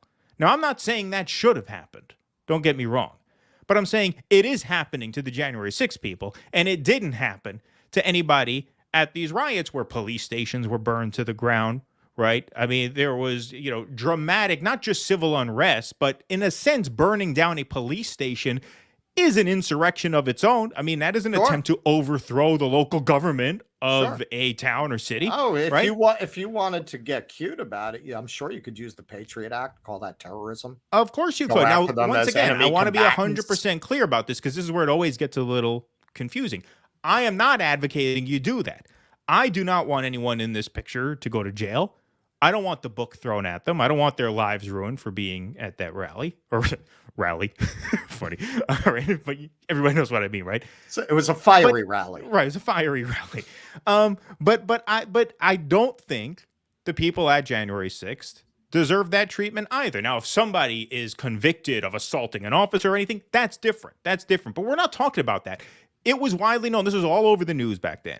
If you saw somebody in that crowd, if you know someone who was in that crowd, you have to call the authorities, even if they weren't accused of a crime that day, even if they were just there on the lawn that day, right? Even if you didn't have knowledge of them entering the building at all. If you know someone who was there, you need to get in touch with the authorities. Come on. That's weaponization of the DOJ. That is weaponization, and that should be investigated because that does not happen under any other circumstance. Well, and it's interesting that liberals seem to think, in spite of all evidence to the contrary, that they'll always be in control of the government. I don't know why they think that, because they so rarely are. And they never seem to think about the next step in the chess game. Well, the precedents you establish are going to be the same precedents that are going to be used against you when there's a new Republican president. Sure, but what's crazy about this, Russ, is that under Donald Trump was president during the George Floyd protests, and you did not see him on TV telling people to, rat out their friends who are. But in now social media they've photos. done this. Right Now they've done this. I see what you're saying. Okay. So As a what's president, President DeSantis going to do in the same situation? And now you've given him the justification. Well, look what we did about January 6th. Look, these people are burning down a police station. Of course, that's an act of insurrection. We have to send them all to jail for 5 years. Right. What are you going to say? No, you're not going to be able to say that. Look, you spent once you got done with Russiagate, your new Russiagate became January 6th. Now, unlike Russiagate, January 6th actually happened. It was actually based on something, but your manipulation of it for viewers and clicks was no less cynical. Right. Exactly. All right, we're going to get to our last segment of the night, a bit of a change of pace. We're doing a pop culture segment that Russell has compiled for you guys. Before we toss to him, though, we have not done our patron scroll yet, I don't believe. I believe we forgot that at the top of the show. Tonight, and that's not cool. That's not cool. We meant to do it after the headline segment and going into the first segment. Pardon me, but I did forget. So I apologize to our patrons, but showing up for you here. You can support the show by going to patreon.com/DueDissidence. You can also go to DueDissidence.substack.com. The more patrons we get, the more time we can devote to these shows. Now that we're actually getting decent-sized audiences, we actually have to do something we're not used to, which is prepare for the show. And so we both spent a lot of this was a show that required quite a bit of prep. And so, seriously, the more patrons we get, the more people we get signing up for paid subscriptions at Substack. The fewer hours we have to devote to our day jobs, the more hours we get to devote to this. And so you're really helping us out if you can do that. Thank you very much to our new patron signups, Red Z. I believe, have we seen Red Z in the chat here this evening? I don't know. I don't have the chat open right now. I think I did see Red Z. Okay. I'm going to answer this. I'm not going to go back in the scroll, but somebody seemed to think I had clam chowder back here. The only thing I can think you mean is this. It's a little mug I picked up when I rode my bike from Buffalo to Niagara Falls. So it is not clam chowder, although I am quite fond of clam chowder. You know what? I'm embarrassed because Russell saw me before the show. I added Red Z and Vera G. Yeah. To the scroll, but I must not have hit the save button. You didn't say that. I just hit the save button, so now you'll be on the scroll there. But thank you very much to Red Z and Vera G for signing up. We had a couple new signups this week. Yeah, we keep getting invitations we keep getting people. I know Sam is, famous for being open to debates and things like that. And you're not the first person, Alex, for telling us to call in and debate Sam. I actually have called into his show a few times, not to debate him, but over the years. Like I said, I have not been a hater on Sam Cedar for that long. I mean, obviously Michael Brooks is one of my favorite people to ever do this job. And so, Sam, brought him to us. So, always be thankful for that. But, yeah, look, I mean, first of all, he's made his opinion known on the forced to vote thing. I mean, we're not against calling in. I mean, we can call in. What are we going to structure a debate? Look, if Sam said call in and I'm going to leave an open slot and we're going to debate, fine. We're not sitting here like a couple of schmucks hitting the redial to try to talk to Sam Cedar. Like, I don't know what the fuck these people are talking about. Is that what you are asking us to do? But also, we're not that interested. But also, what debate is there to have? I feel like the debate would be 5 minutes. It would be 5 minutes. Right. So it's, I would say we'd call him a shill. We'd call him Sam the shill. We'd be like, who pays you to say these things? Well, who are your CIA handlers and when did they first contact you? I don't understand what the debate could even be at this point. I really don't understand what the debate could even be. It's open and shut. The case is open and shut at this point. The Freedom Caucus held out. They said, if you don't give us X, Y, and Z, we're not voting for you. McCarthy called their bluff, 14 times? And on the 15th or 16th, whatever it was, he realized, oh, shit, I'm going to have to give them X, Y, and Z or else I'm not becoming speaker. He gave them X, Y, and Z, and they voted for him. What is there to argue about here? I mean, that would he's going to make AOC's argument. He's going to make that argument. All right. Well, then, but there's no debate there. We're building right? blocks. All right, they're building blocks. All right, fine. At that point, what do I counter with? Right. Yeah. Like if that, okay. if this, let me know how that works. If this works for you, like if your audience agrees with you about this, what am I going to say? I feel like at a certain point you agree to disagree. Like I don't understand what would come of a debate. Right. You know, they think Sam's going to own us or something. They think we're pishers, we're schleppers, we're schmucks. We're going to get owned. I don't know. Our case is airtight. Look, the mistake that a lot of people make February is they 9th, try. Mika. What's that? Know when I'm going to India, February 9th. Go ahead. The mistake that a lot of people make, right? And the thing about Sam is not Cenk Uygur. Cenk Uygur is a meathead. Cenk Uygur is a moron with a broadcasting talent. Sam is not. Sam is a smart guy, okay? And Sam is a very good debater. I think his father was a lawyer. I don't know Sam's biography. Maybe he went to law school. Maybe he didn't. I don't know. But Sam is a smart guy. He knows how to argue. He knows how to debate. And part of the talent of debating is throwing your opponent off course by steering the debate in a certain way. And in my experience watching Sam debate, a lot of people fall for that. And when in context that relates to this, trying to read the minds of the squad and AOC and project what kind of people they are and are they sellouts or were they psyops the whole time? Like that's the kind of shit that you can't prove, right? You can't prove any of that, so you can't win an argument on that score. And so if you start trying to litigate that, then yeah, Sam's going to eat your lunch because he's a more disciplined debater than that. I would not get into any of that with him. I would say, listen, what I just said, okay? They demanded X, Y, and Z. They held out till they got it. They got it, and then he became speaker. That's airtight. There's no debating that. That's not even an opinion. That's just an accounting of what happened. So if you can look at that and say that the squad, in retrospect, were correct not to use their leverage in the same way, what is there to argue about? What is there to argue about? At that point, you agree to disagree because we both agree what the facts are, and he feels a certain way about them, and I feel a certain way about them. Those positions seem immovable. So, whatever. I'm not against doing it, but we're just not going to sit here hitting. Yeah, I'm not going to wait on hold for 3 days to. If Sam reaches out, says, "Come on for 5 minutes, I'm going to smack you Jew boys around," we'll go. Right. Exactly. But I don't think he's going to reach out. Right. All right. Very well then. All right. Let's do this, shall we?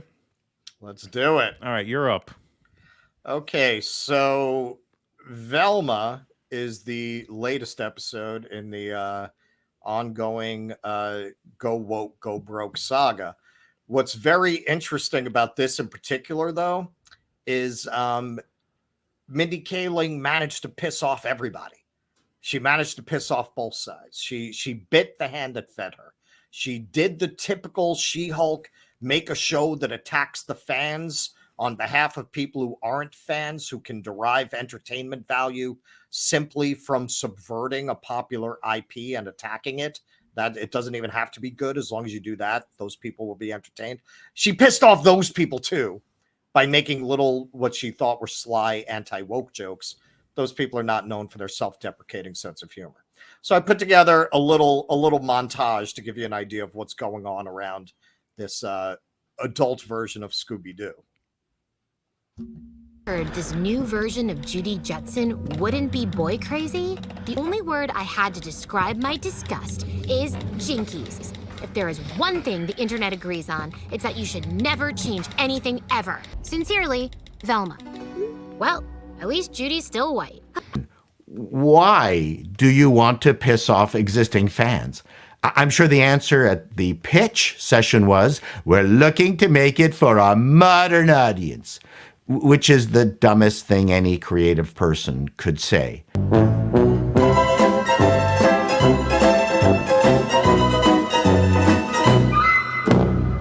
Rich white dude, I'd kill everybody just to get away with it. Oh yeah. Fred Jones was arrested for murder. You didn't mention Fred had a tiny dong. Oh yeah, real baby carrot. He looks like Hitler!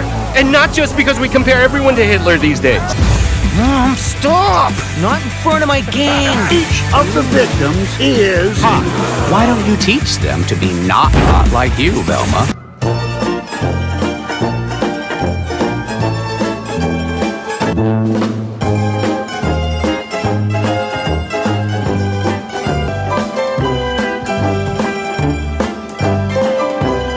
Sex sells, and in today's overcrowded market, you need a hook.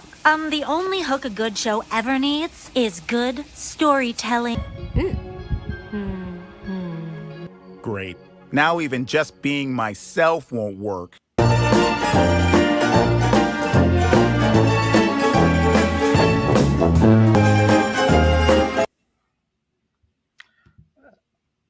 Okay, so that gives you some idea of what's swirling around this show. And let's just, before we go on, let's just shout out Call Me Chato. He was the critic in that. He's got a good channel, and Supercut Delight for one of those little segments there. Yeah, and call links me are in the links are in the description, so go and subscribe to them. Yeah, Call Me Chato. He's a former television network executive, so he brings an interesting perspective to a lot of his critiques. And as you could probably pick up from that little clip, he's a little stunned by how modern Hollywood seems to be making business decisions based on the premise that attacking fans is a good thing. In the extended version of that video, he says, now, when I was a network executive, if you had pitched this show to me, I would have said, well, why are you attacking the fans? And who is this being made for? Now, having subjected myself to watch it in order to do this segment, I can tell you it's certainly not worse than a lot of other go woke, go broke projects. This is King Lear compared to She-Hulk. So why did it get such vicious backlash? Because it went after her own people. All of the race swapping, all of the virtue signaling, all of that, all of the, I gotta say, the way they went after Fred was so over the top, just attack on this white guy. It's kind of amazing. It's kind of amazing. I mean, you can see it from that little cut that I put together. It's just so relentless. This just going after this guy for being heterosexual and white. It's just incredible. And all of that would have been to the good, except she made a couple of jokes that upset them. We have one slide of one of those from the Me Too moment. Okay, so here's one of the tweets. Using Velma for a line like this is uncomfortable at best. I refuse to believe there is any reality where Velma does not wholeheartedly support Me Too. It just feels wrong. So she has a line. Exactly. I spit truth without a filter like every comedian before #MeToo. Okay. You got to pick a lane. If you're going to make one of these shows whose whole purpose is to subvert an IP that people love, essentially you're going to spit in the eye of the fan base for this property. That's your business model. But you want to exchange those people, presumably, for people who literally can derive entertainment pleasure simply from you doing that, from portraying Fred as a white mediocrity with a small penis, right? That's your audience. People who can watch that. It doesn't have to be good. It doesn't have to be clever. They're so bitter. They have so much hate in their heart. They have so much self-loathing that's enough. It doesn't have to be good. It doesn't have to be entertaining. That's entertaining for a certain number of people. Not enough people to make a show profitable, hence the lack of a She-Hulk season 2. Hence Wakanda Forever, which repeatedly refers to white people as colonizers, affectionately, we assume, made about half what Black Panther made. So this is not as much of an audience as the fans that you're alienating. But Mindy, for whatever reason, decided it would be a good idea to alienate those people as well with lines like that. That's why it got trashed like that on Rotten Tomatoes. That's why you see no defenders. Well, I mean, there's also, yes, everything you just said about, if you're going to create a sort of tribute / spin-off show, you shouldn't be this overtly hostile to the fans of the show. Yes, that's one thing. The other thing is there is a very, very, sorry, I want to put this up one more time just so we see the joke here, right? We used to tell the truth, right, until Me Too came along, right? There's a very small cross-section of people who are both, there's a very small cross-section of social justice warriors and people who have a sense of humor about being social justice warriors, right? Like, there's the like people 3 who of them. subscribe to the woke thing don't tend to have a self-deprecating sense of humor in that way, right? They don't like jokes being made about how pretentious they are. Mindy Kaling is probably one of them. Maybe Sarah Silverman is another, right? Basically, woke comics are the only people who are going to respond to that because they're the only people who just have it in their wiring to look for ironies, right? But Right. there's nothing there's nothing ironic about wokeism, right? It is the By definition. absolute opposite of irony. It traffics in absolute truths and absolute moral truths, right? And so, yeah, there's really not going to be much of an audience for that. I saw some people talking in the chat about how even the shit libs, because they hate the show, they're trying to smear Mindy Kaling as a conservative. I just want to show a tweet up here from Mindy. This is dated on June 7th, 2016, which some might remember as the day of the California primary, where Hillary Clinton officially clinched the number of delegates necessary to become the Democratic nominee. She tweeted out, and you know, this is really this is one of those things where I'm sorry, like once I see this, I can't unsee it. It's impossible for me to feel bad for you after seeing a tweet like this. It's also impossible for me to really take you as an authority on comedy. A person who is this idiotic, and this conformist, and this shallow, and this stupid cannot really be funny, right? Comedy is a rare medium that really requires intelligence. Like, you can't be a dumb person and a good comedian. You could be a dumb person and a great musician. You could be a dumb person and a great painter or a great actor. You can't be that stupid, that incurious, that shallow, and that conformist and be a good comedian, because comedy is about You can irony. be a corporate Irony comedian. is about subversion, right? And so, I'm sorry. I can't cry any tears for her. Well, I think this is part of it. So we have the Rowling tweet, right? Yeah, I'm going to So, put that so up right now. claiming that she's a conservative is bullshit. There was a rumor that she was a Republican like 10 years ago, which was I mean, the Yes Queen tweet should shut that down. Right. Yeah, exactly. I mean, if not that, what? But she liked a J.K. Rowling tweet. I remember there was a lot of controversy around this. And this was a very famous tweet from J.K. Rowling. Somebody tweeted at her, "How do you sleep at night knowing you've lost a whole audience from buying your books? I read my most recent royalty checks and find the pain goes away pretty quickly." And Mindy Kaling liked that. Now, then she unliked it because she got afraid of blowback to her career. Mindy Kaling is from an Indian, I believe, immigrant family. And you know what? Indian culture is more conservative than our own. And very often, if you talk to the children of immigrant parents from more conservative cultures, a lot of times they're a little more conservative, even if they're basically liberal. Very often they harbor some conservative cultural views because that's the family background they came from. I don't think she accidentally liked that tweet. I think she felt very Yes Queen about that, right? Well, right. She was probably instinctively didn't like the idea that they're trying to tell her what she can and can't say.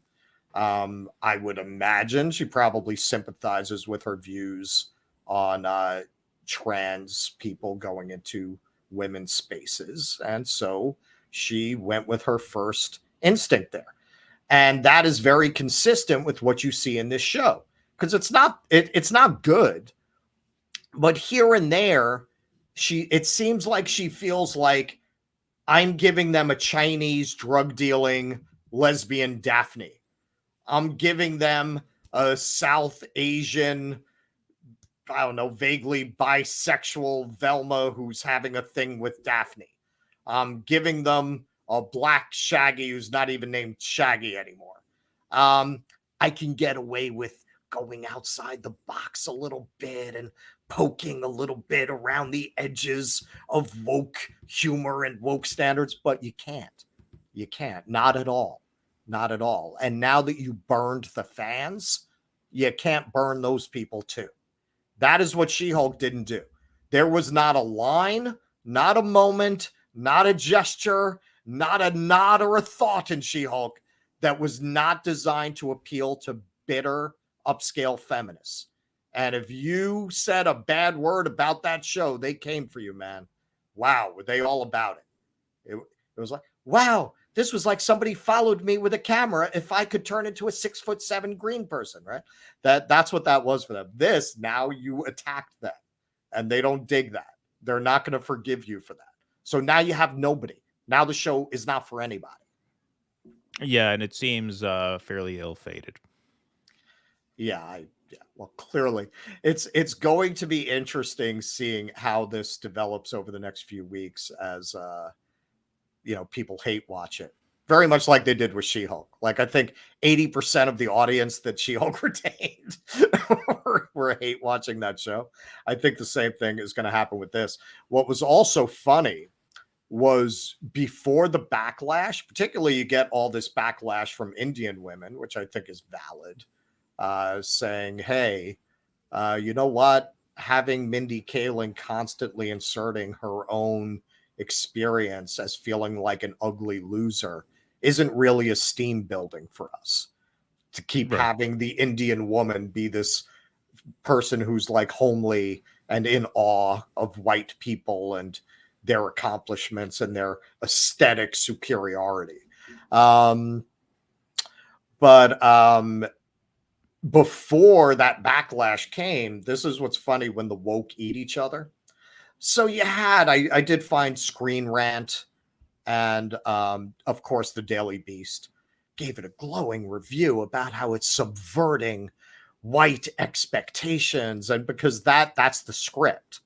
That's before people really saw it and they realized there was going to be a backlash. They thought they'd get out ahead and, woo, yeah, race swapped, Scooby-Doo, woo.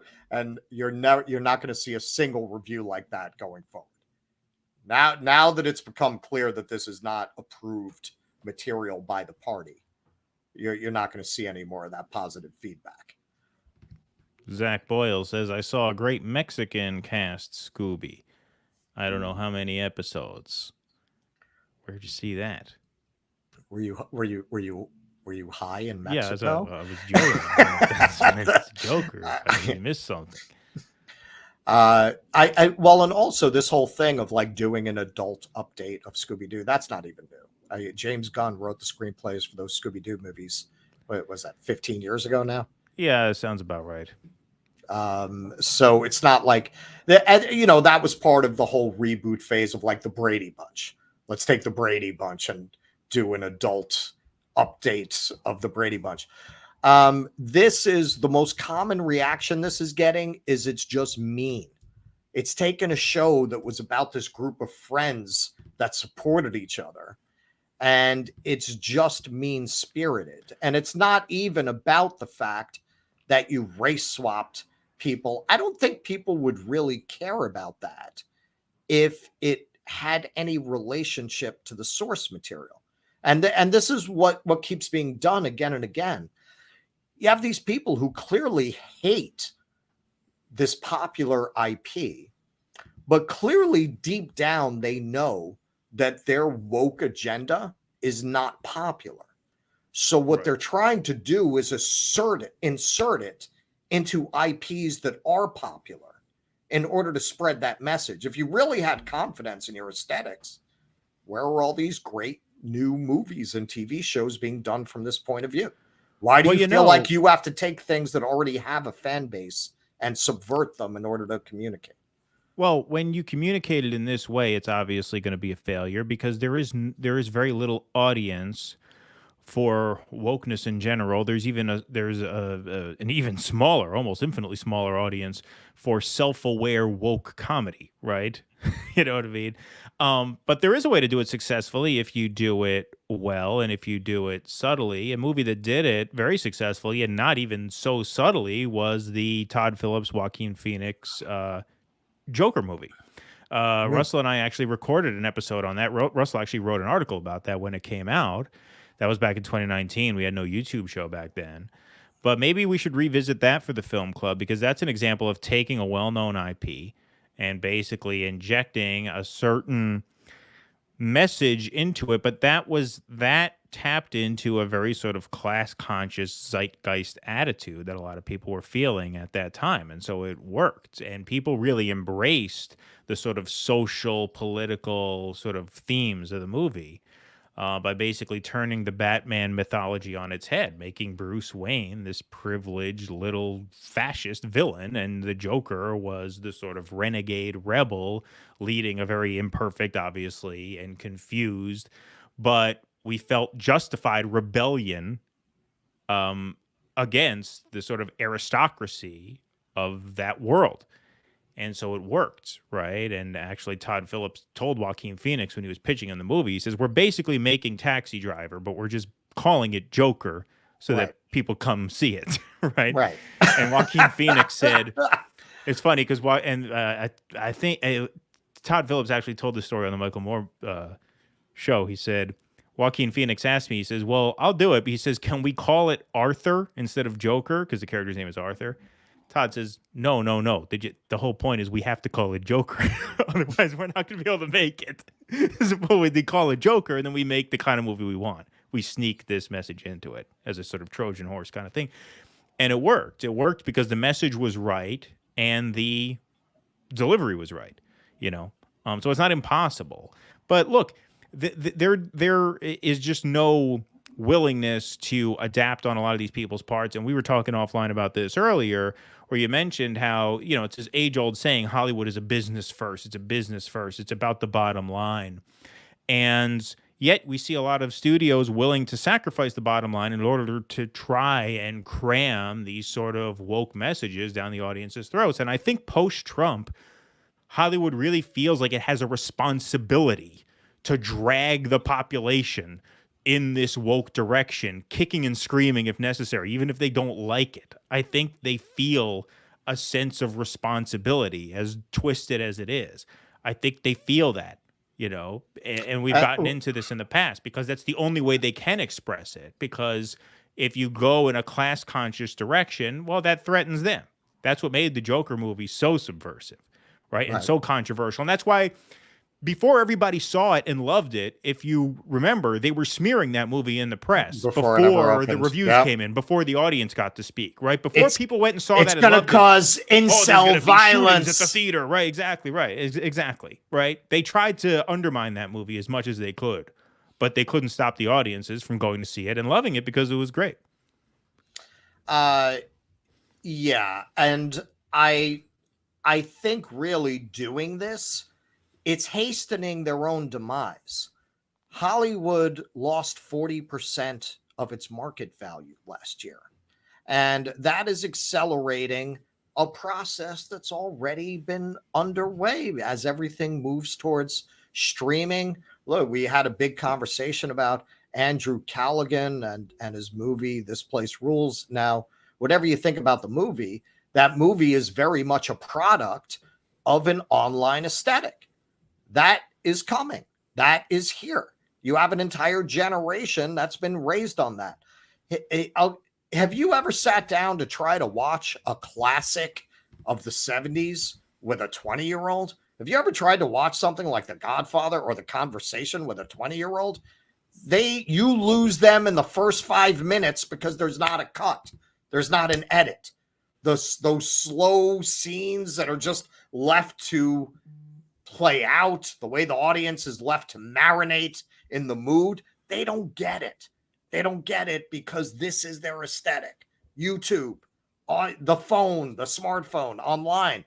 So the whole Hollywood business model is on fire, and they're only hastening the end of their business as it's been known. I think that for independent creators opens up a great opportunity. Look what happened with these guys. I forget the name of their company. They create they're 3 black men. They created their own anti-woke comic book. Not that that's what it was about, but they just rejected all of those themes. In other words, they just made a traditional comic book. These guys raised over $1 million in 3 days on GoFundMe for that.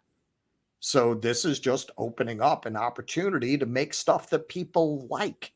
Hollywood's going to keep making stuff that nobody likes.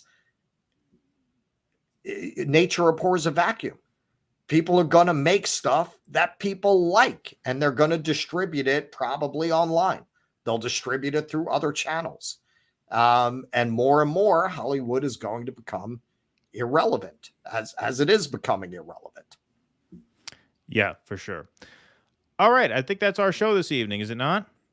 I think so. All right. We got some stuff we got to get to before we go here. We have a very big week of programming planned. Tomorrow, we are going to be on a bit of a press junket. We are guesting on 2 different shows tomorrow at 1:30 Eastern. I hope it's Eastern. I asked if it was Eastern just to confirm. He hasn't gotten back to me yet, but he just sent me the itinerary for the show. We're going to be guest hosting the Convo Couch over on their channel with Craig Pasta. So tune into that at 1:30 if you can. That should be a lot of fun. And then at 6:30 p.m., we are going to be sitting in with our pal Willie Bragg for the Willie Bragg Show. We will be on that program at 6:30 tomorrow night.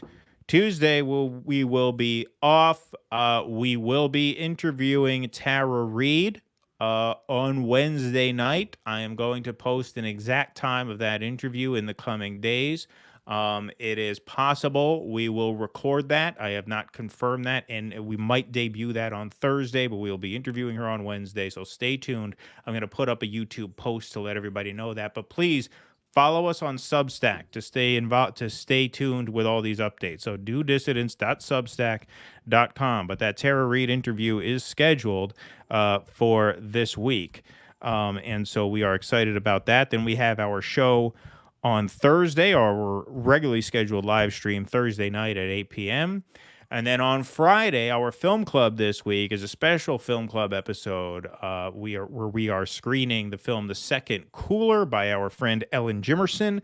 She will be here for a talk back after. So we're going to screen the film on our channel, and then she is going to be here for a talk back after. So we have a very, very full week in store for us, and we hope you guys can join us for as much of it as you can. Somebody says the Convo Couch crowd will be I know. I was looking at that. I have a feeling are they gonna bring Sam Cedar on?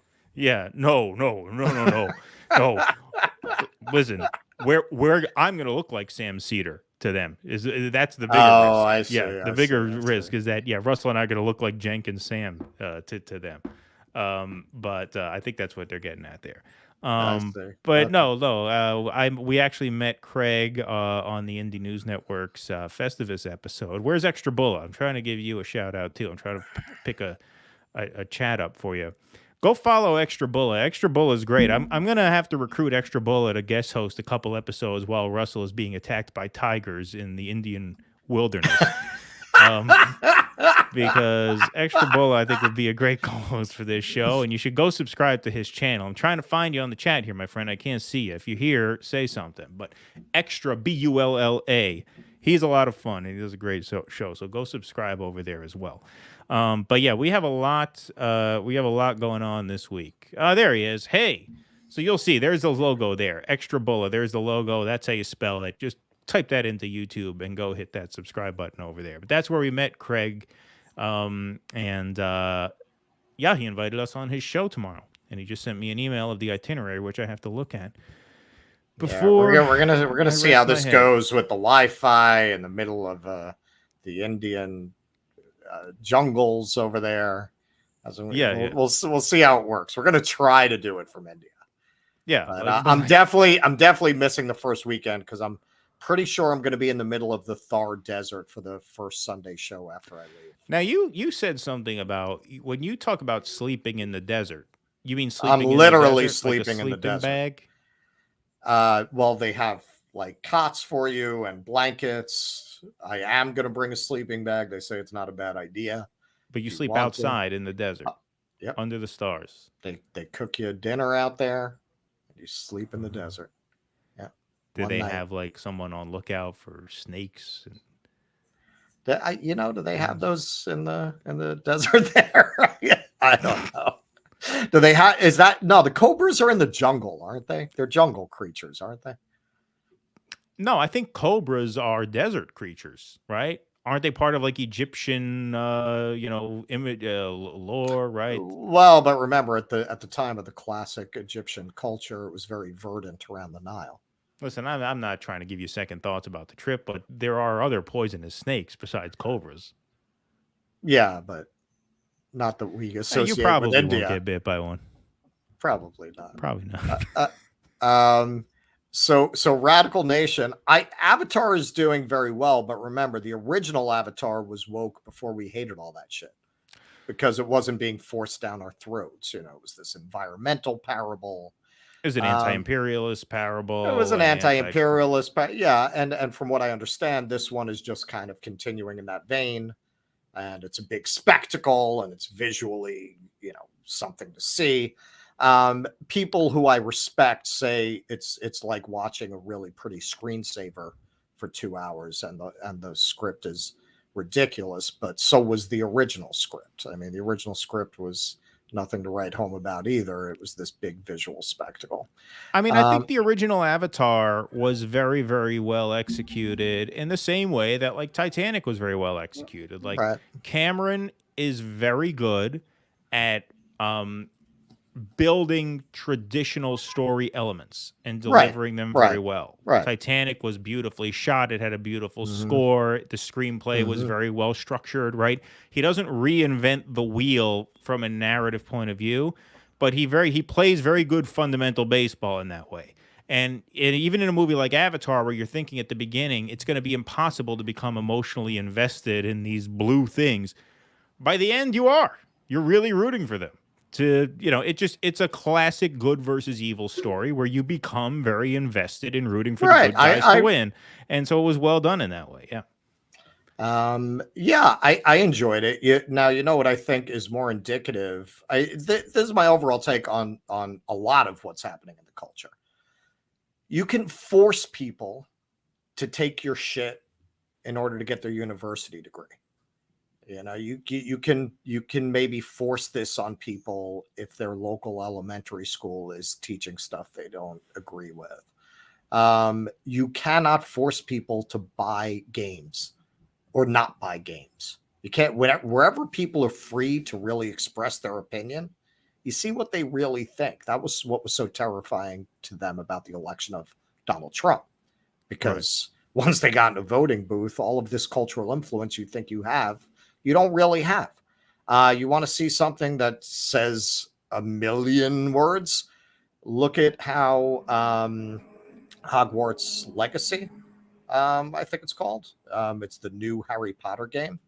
So predictably, activists are demanding the people boycott this game and not buy this game. It's the #1 selling game on stream a month before you can even play it, which is very unusual. That a game would, in its advanced sales, be the #1 game on the platform.